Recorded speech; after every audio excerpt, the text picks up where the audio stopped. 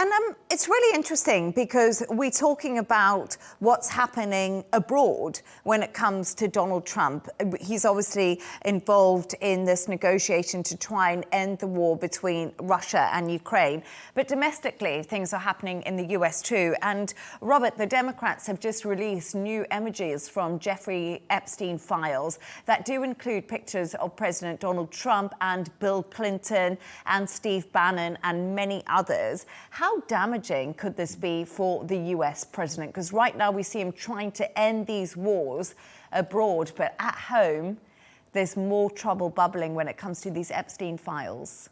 Yeah, I think that the real struggle for the U.S. in terms of its domestic political politics and from the perspective of the president is that his hard coalition, his mega coalition, so-called, is beginning to fall apart. Now, I don't want to overstate that, but it's clearly fraying right now. And I think that the images that you've just described are going to make it more difficult for him to keep certain elements of his own coalition on side. At the same time, you see some within his own party who are clearly uncomfortable with the stance that he's taking vis-a-vis Ukraine. The U.S. domestic political situation is becoming much more complicated, and it's much more difficult for the president to get his own way in all instances, even within his own party.